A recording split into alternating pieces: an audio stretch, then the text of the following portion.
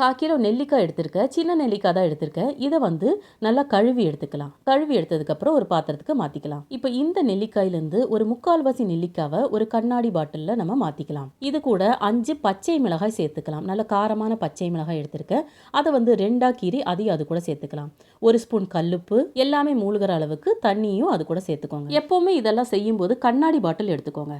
இப்போது இந்த கண்ணாடி பாட்டிலை நல்லா டைட்டாக முடிக்கோங்க. அதுக்கப்புறமா நல்லா ஷேக் பண்ணிக்கோங்க. இது அப்படியே இருக்கட்டும். இது எவ்வளோ நாள் ஆனாலும் அப்படியே ஊறி நல்ல டேஸ்ட்டாக இருக்கும். இப்போ இந்த நெல்லிக்காவிலேயே இன்னும் கொஞ்சமாக நான் நெல்லிக்காய் தனியாக எடுத்து வச்சுருக்கேன். இப்போ இந்த நெல்லிக்காயில் நான் ஒரு 1/2 ஸ்பூன் வந்து வீட்லேயே தயாரித்த மிளகாய் தூள் அது கூட சேர்த்துக்கிறேன். 1/4 ஸ்பூன் அளவு பொடி உப்பையும் சேர்த்துக்கிறேன். இதை ஒரு ஸ்பூனை வச்சோ இல்லை இதே போல் ஷேக் பண்ணியோ நம்ம நல்லா மிக்ஸ் பண்ணிக்கலாம். இதுவும் 2-3 நாள் எடுத்து வச்சு கூட நம்ம யூஸ் பண்ணிக்கலாம். வெயில் காலமாக இருக்கிறதுனால அடிக்கடி பழைய சாதம் சாப்பிட்டுக்கோங்க. அந்த பழைய சாதத்துக்கு இந்த மாதிரி நச்சுன்னு நீங்கள் சைட் டிஷ்ஷை ரெடி பண்ணி வச்சுக்கோங்க. உடம்புக்கும் குளிர்ச்சியாக இருக்கும், ரொம்ப ருசியாகவும் இருக்கும். தேங்க்யூ.